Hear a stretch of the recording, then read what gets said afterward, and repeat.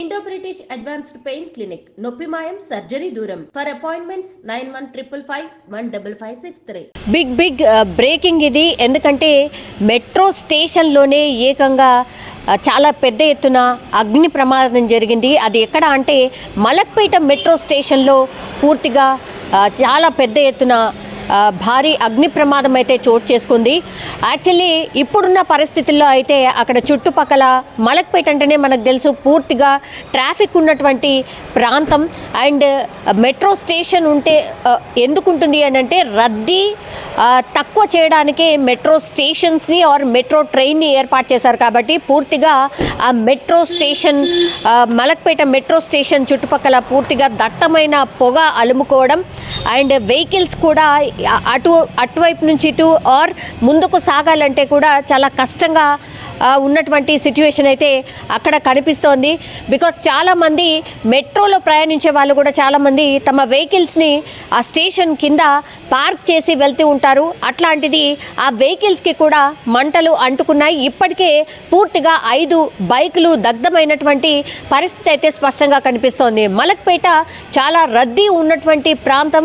Because Dilsukh Nagar, Malakpet and LB Nagar ఇవన్నీ కూడా connect చేస్తున్న రోడ్లో ఉన్నటువంటి స్టేషన్ ఇది. సో పెద్ద ఎత్తున ట్రాఫిక్ జామ్ ఒకటి, ఆ తర్వాత బైక్లు తగలబడ్డంతో అక్కడ మెట్రో స్టేషన్ అంటే కొంతవరకు అంటే పైనకి పొగ కూడా అంత తొందరగా వెళ్ళదు. బికాస్ స్టేషన్కి సంబంధించి పూర్తిగా ప్యాక్డ్గా ఉంటున్నటువంటి ఏరియా కాబట్టి 5 బైకులు తగలబడ్డాయి. అండ్ మిగతా పక్కనున్న బైక్లకు కూడా మంటలు అంటుకుంటున్న సిచ్యువేషన్ ఇంకా కూడా కనిపిస్తోంది. అండ్ ఫైర్ ఇంజన్కి అయితే ఇన్ఫర్మేషన్ ఇచ్చారు. ఫైర్ ఇంజన్స్ చేరుకునే లోపలే ఆ 5 బైకులు ఏవైతే ఉన్నాయో పూర్తిగా దగ్ధమైనటువంటి పరిస్థితి. అండ్ మలక్పేటలో ఎవరైతే సెక్యూరిటీ గార్డ్స్ ఉంటారో అండ్ అక్కడి నుంచి వెళ్తున్న వాళ్ళు ఎవరైతే ఉంటారో వాళ్ళు కూడా ఈ బైకులు ఒక పక్కనే పార్క్ చేసి ఉంటాయి కాబట్టి మిగతా బైక్స్ అన్ని కూడా డ్రాగ్ చేస్తూ పక్కకు పూర్తిగా పూర్తిగా తోసేసిన పరిస్థితి కూడా కనిపిస్తుంది. సో టోటల్గా మెట్రో స్టేషన్ అంతా పూర్తిగా గందరగోళమైన పరిస్థితి.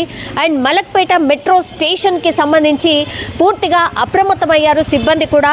అక్కడ ఉన్నటువంటి సెక్యూరిటీసే కాదు, సెక్యూరిటీ చూసే వాళ్ళందరూ కూడా ఆ బైకులు ఎక్కడైతే పార్క్ చేస్తుంటారో వాటన్నికి కూడా వీళ్ళే సెక్యూరిటీగా ఉంటారు కాబట్టి ఒక్కసారిగా వాళ్ళకు కూడా ఏం చేయలేని పరిస్థితి.